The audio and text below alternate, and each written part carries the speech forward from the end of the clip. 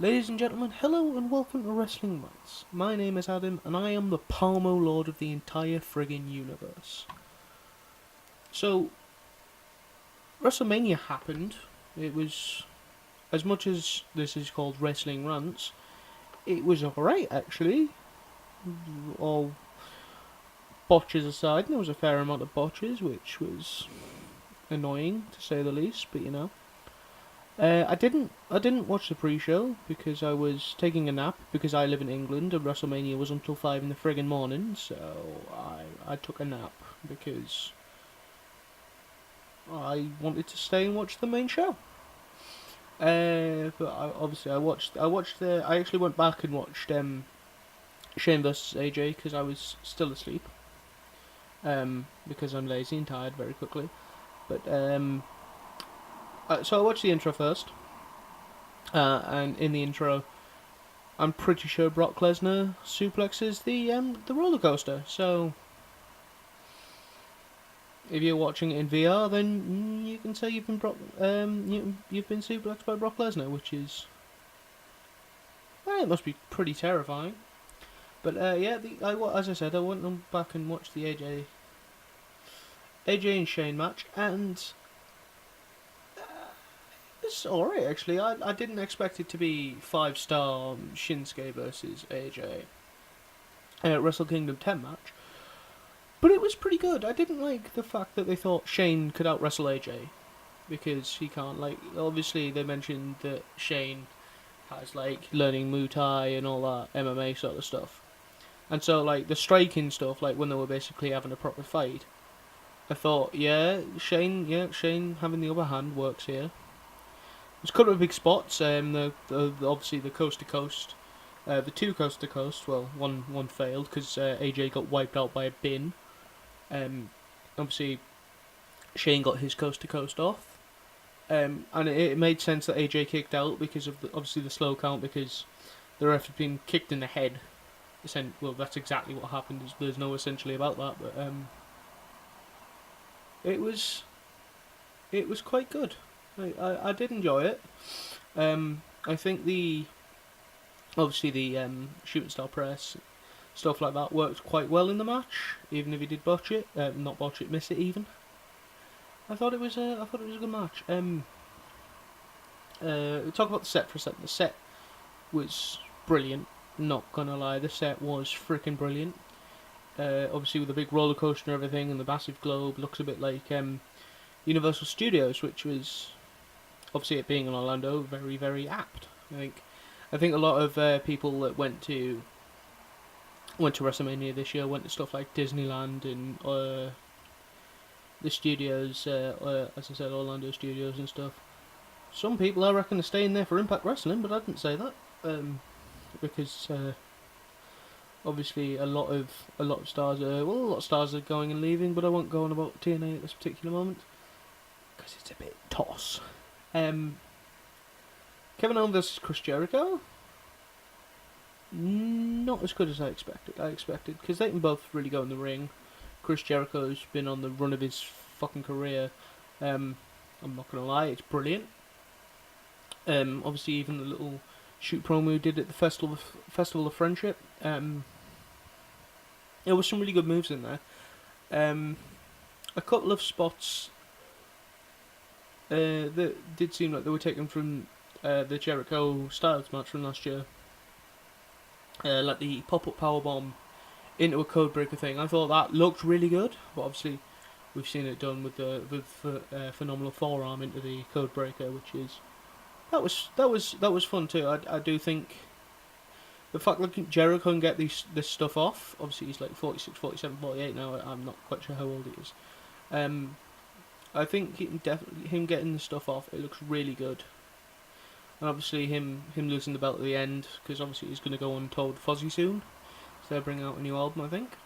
So that was actually, it was enjoyable. It wasn't match of the night, not by a long shot. So Bayley versus Charlotte versus Sasha versus Nia.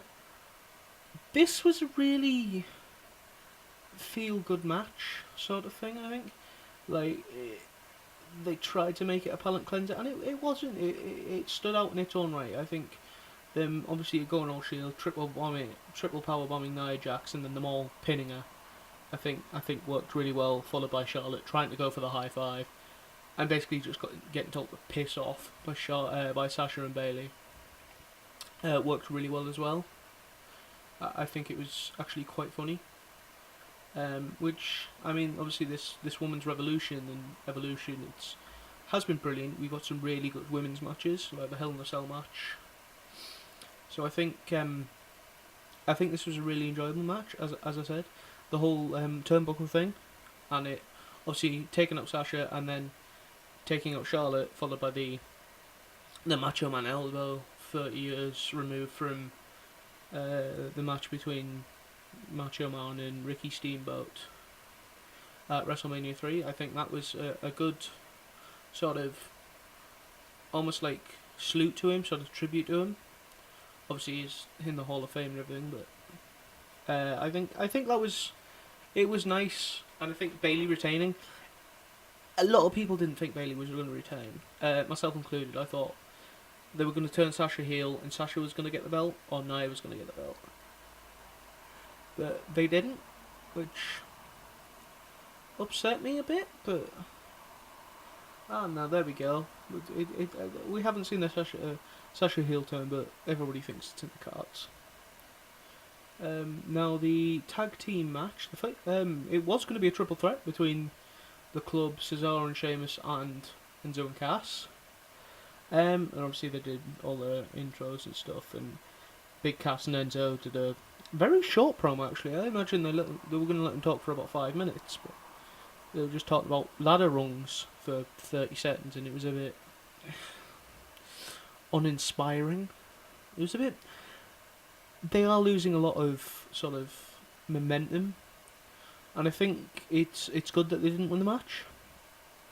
Cesaro and Sheamus' entrance was really fucking cool. The whole let's wear kilts and blazers and then rip them off at the same time and wear shades, and that was really cool. The club just came out doing the arm thing and 2 sweets, and the club are just cool. I mean, yeah, they're dads, and they just walk around being dads and saying the good guys or whatever they say. And I think their entrance is just kind of understated. Like, yeah, fuck it, let's do this. And I love their entrance music. Then the New Day came out and said, "Oh yeah, this is now a fatal 4-way." They're sort of in their ring gear and they start walking down, and fucking Hardy Boys music kicks in, and the whole fucking stadium just lit up. I was watching at home. I marked the fuck out. It was so good, and the match was actually decent as well. There was a couple of spots that I didn't really like. I didn't like the Magic Killer sort of. I do like the Magic Killer as a move, but I think just obviously it got hit, Cesaro got hit by it, and then he just kind of, it felt like it was just crawling away, so they could set up for the finish of the match, which annoyed me, like, because the Magic Killer should have just knocked him the fuck out, like it does with a lot of other people. I mean, I know Cesaro's kind of hard and he's a really good wrestler, but I think that it should have taken him out and they should have waited another couple of minutes for the match to end. And then obviously we've got Jeff Hardy being Jeff Hardy, jumps off 20-30 foot ladder or whatever it was, Swanton bombing Cesaro and Sheamus just for the banter, really. That's what he does. He jumps off things. He does it in Ring of Honor. He jumped off a tree in the final deletion. Jeff Hardy's never given a shit, and I think that's brilliant. It doesn't look like Matt's doing the broken thing, which is a shame, because that broken gimmick was really over. Like, people loved it, whether it was Ring of Honor. I saw it in WCPW live. That was really cool. We just went in, obviously started shouting a beast at Bully Ray, which was hilarious. Not gonna lie, it was absolutely hilarious. But I think just for nostalgia's sake, obviously they brought the Dudleys back for a bit, and they did all the table stuff and stopped using tables. They may do the same here with the Hardy Boys. I hope they just start calling them the Hardys. Or they just full on, once all this lawsuit bullshit with Impact Wrestling's come up and finished, then they start using the broken gimmick again, because As I said, Broken Matt Hardy and Brother Nero is absolutely fantastic. I personally love it. The Final Deletion and the Great War and Delete and Decay and Total Non-Stop Deletion. It's just so over and just so funny. At the same time, really different and really clever, and yeah, I just love it. Um, Nikki and John versus the Miznans. That's who they are, Maurice Miznan and Mike Miznan. I think The Miz was really over in this match, and that's something I never expected to say in my life. The Miz, again, similar to Jericho, has been having the run of his career, and I think sort of, obviously, he used a lot of Daniel Bryan's offense, like the yes kicks and stuff like that. I think he wanted to do a running knee, but I'm assuming he was told not to. And then Cena gets the hot tag to Nikki, and they do all their five knuckle shuffle, and so five knuckle shuffle, Rag Attack 2.0 while he's doing the AA and stuff like that. And I think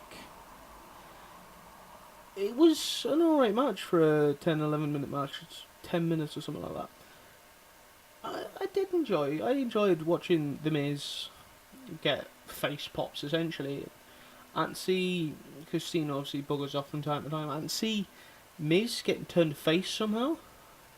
Don't know how they'll do it. They might put him in a thing against Baron Corbin or something like that, but I see him get the IC title back at least, which is good because he elevated it last time. Or giving him the main belt. I'd like to see him with the main belt, to be honest. I reckon he could elevate it, because it's a bit... Oh, I'll talk about that in a minute. Seth Rollins versus Triple H. I really fucking enjoyed this match from start to finish. Like, the whole fucking Triple H coming out, obviously, it was metal as fuck, just coming out with, on a big... Yeah, it's a trike, but... It looked like Harley Davidson, both wearing leather, and obviously coming out to his Motorhead music. I'm quite a metal mark, so just even revving the bike and stuff. And then the whole, they both looked just $1 million fucking dollars, and it was, and then Seth coming out in what looked like bastard body armor, like knights would wear, full gold with a flaming torch. The intros were really good, and the match as a whole was really good. Obviously, the storytelling was pretty basic. They were going to work the knee. Triple H was always going to try and work the knee, putting chairs on the knee and stomping them, putting it in different knee bar after different knee bar and all stuff like that. And I think it worked well. And then the whole the ending was the whole pedigree reversal after pedigree reversal after pedigree reversal after pedigree reversal. Followed by the whole I'm going to clothesline you. Rollins ducks it. Triple H stops at the last second because there's a table set up just behind where Stephanie's standing on the apron, and then Triple H just gets the fuck super kicked out of him, knocks Stephanie off, and Stephanie goes through the table. Which is, Stephanie got a comeuppance, and I think it was the fact that she got massive lady balls to do it is brilliant. Like, fair play to her. Triple H got, understandably, obviously selling it, got really pissed off, and then he got pedigreed, and Seth won, and it worked really well. I think the use of weapons and stuff, obviously, given that we don't know if it is a shoot or if it is a work. Obviously, with Seth Rollins' injury, I think giving him the weapons as a sort of anti-handicap sort of crutch sort of thing was really good. Randy Orton versus Bray Bloody Wyatt. This was fucking crap, I'm not gonna lie. It was just toss. Like, I like Bray Wyatt, I really do. Randy Orton's done everything. He's done tag champion and world champion and stuff like that. He didn't need the rub of winning this match. I mean, the fact that he's face makes no sense anyway. Because let's face it, he turned face by committing arson. He should have been the heel in Bray Wyatt's face. Bray Wyatt's incredibly over at the moment, and he should have held it for more than a month. I mean, Cena put him over. Fucking John Cena wanted to put him over. He believes in that. I mean, just, yes, he should have held it, and this just match was just. There's a projector. I have magic, quote unquote, projections of shit, worms and stuff like that, maggots, and it just. I don't know, it was a bit dull. How long was it? It was 10 minutes, just over 10 minutes, and it was just a bit toss. It was a bit, and the fact that I mean there was two RKO's on Bray Wyatt from Randy Orton. The second one was the pinning move, and it just there's just been better Randy Orton matches, and there's been better Bray Wyatt matches. I mean, there's been really good Randy Orton matches in the past couple of years. WrestleMania 31 against Seth Rollins, and the whole curb stomp into an RKO spot was fantastic, and Randy, there's a whole thing about how they couldn't pull it off until they actually managed to pull it off right at Mania. So I think it just could have been a bit better. They should have just had the triple threat with Luke Harper, hating them both, and then I wouldn't see Harper with the belt, but Bray Wyatt should have kept it. Lesnar versus Goldberg was a really good match. It was better than WrestleMania 20 or 22 or whatever it was, because that was fucking abysmal. And as a recording, Raw has happened. Raw was last night. It's now the Tuesday. But the fact that Goldberg essentially said a shoot about it, says that it was a debacle. Whereas this match was, it only had technically 4 moves in it. It was German suplexes, like 10 German suplexes, a few spears, a jackhammer and an F5. But I think the way it was put together was like they're both coming out of the gates fucking swinging. Goldberg with the spear through the barricade, and then Lesnar full on jumping over Goldberg's spear, followed by German. I think it was like 10 Germans, and people were just cheering for it. And then Lesnar kicking out the jackhammer and stuff like that, and hitting him with an F5. It wasn't a very long match compared to other matches on the card, but it was still interesting.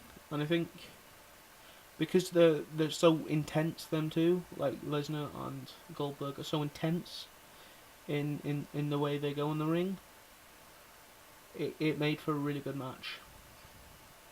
The women's 6-pack challenge was alright. I think they definitely wanted to use it as a palate cleanser, and I think in its own right, had it been left to go a bit longer, because it only went just over 5 minutes, had it been left to go a bit longer, I think there would have been a few really good spots in it.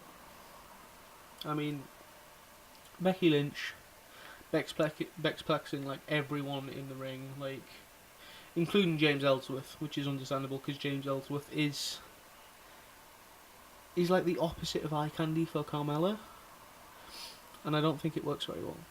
I don't think it works very well at all.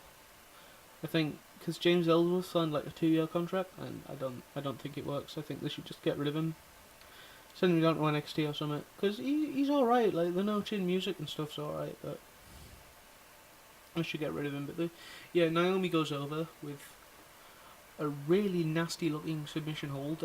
Alexa Bliss sold it really well. She's double jointed, so it wouldn't have hurted Wilden Brain, hurt that much. But I think it was definitely an interesting match, and Naomi going over in her hometown and a massive pop was brilliant. And I definitely think it was the right decision, even if the match was really short. Now we come to Roman Reigns versus The Undertaker, which was okay. It was a no-holds-barred match, which nobody knew until they announced it. Like, it was a surprise to everyone, but it had some interesting spots. There was a lot of chair shots, no unprotected chair headshots, which is good because they're not allowed to do that anymore after what The Rock did to Mick Foley. But I definitely think that it could have been handled better. There was a few botch spots. The reversal of the Tombstone Power Driver, where Roman went for one and he just couldn't keep hold of the Undertaker, I think was a bit annoying. And I think the ending of the match, where Roman's running the ropes, it just looks like the Undertaker sat thinking, or stood thinking, what the fuck are you doing? Just running up and he just stood just watching him, and then he gets speared, and that annoyed me a bit. I'm not gonna lie. Roman went over to much chagrin of every single person in that building apart from Vince McMahon, I think. Like, people booed the living shit out of Roman Reigns. But I think once Roman had pissed off and gone to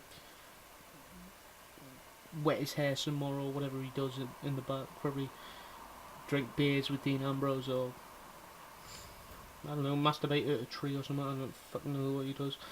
I think the Undertaker, everybody thinks he's retired. We haven't had confirmation, but him taking his gloves off, taking his coat off, wiping it down and folding it up, and then taking his hat off and doing his eyes. I think obviously it was a bit symbolic of him saying, "Yeah, right, we're done here. I've been going for 27 years or something, 26, 27 years in WWE alone, plus whatever I wrestled before that. I'm done." There's him breaking kayfabe, going and kissing Michelle McCool, his IRL wife. It was a really nice way to say goodbye. A lot of people crying. I cried, I'm not gonna lie. I did cry. It was beautiful. And I'd be very, very surprised if we don't see Taker in the Hall of Fame in the big spot of the Hall of Fame next year. Because the Phenom is legendary, and it's just as simple as that. All in all, it was a pretty good show. It was a lot better than 32. 32 was absolutely catastrophic. There was a couple of good matches at 32. AJ versus AJ versus Chris Jericho and then won. But I think it was a good match. It wasn't up there. But like, the ladder match was really good. Seth Rollins versus Triple H was easily match of the night. The storytelling there was fantastic. I have heard the pre-show results. I'm happy Neville went over Austin Aries because I think Neville should hold the belt for fucking ever because he's such a good heel right now. Mojo Rawley, it just feels like they had him win because they needed their mandatory celebrity spot with one of the Patriots. That did he win the Super Bowl this year? I know the Pats won, but I missed the Super Bowl this year. And Dean Ambrose went over Baron Corbin, and I just don't agree with that. I think Corbin should have gone over. Dean Ambrose is sort of bringing the belt down. He's supposed to be a funny face, and he's just not. Baron Corbin, on the other hand, is a really good this sort of lone wolf character. I think works really well, and he should have got the IC title, which makes me sad, to be honest. But yeah, as I said, all in all, pretty good show. Could have been better, it could have been worse. Don't agree with some of the booking. Do agree with the Hardy Boys coming out, because at the last second, being essentially introduced by the New Day. I'm interested to see what happens at Payback with the Hardy Boys, actually, because the Royals just come up, and obviously them having Jeff Hardy, who is a spot monkey, or in one of his promos that he's got against, what did he say, the Bucks of Youth and the Vice of Roppongi, that he has a spot gorilla. So that should be a really good match if we have that at Payback, the Revival versus the Hardys. Because the Hardys, I can see them putting the Revival over. But obviously them being fists, not flips. Then I see Jeff definitely taking the Shatter Machine out of maybe a Swanton Bomb, which I think would be interesting. I don't know how they'd set that up, but it'd be interesting. It would be interesting to see that. I'd see Nia Jax getting the women's championship at some point because she's fantastic. I want to see Corbin, as I said, I want to see Corbin with the IC belt by at least SummerSlam. Rollins is probably going to go on, and I can see him getting the US title at some point. Except to see him feuding with Owens. But that means that they're probably, because Balor's just come back as well. Balor came back at Raw last night. I can see that feuding with Joe. That's something I forgot to mention actually. People were expecting Balor and Joe to come out during the Seth versus Hunter match, and they didn't, and people were a bit confused. And I think the way it was set up, it just felt like when Seth was getting his offense out, he should have. Joe should have come out and sort of stopped him, followed by Balor stopping him.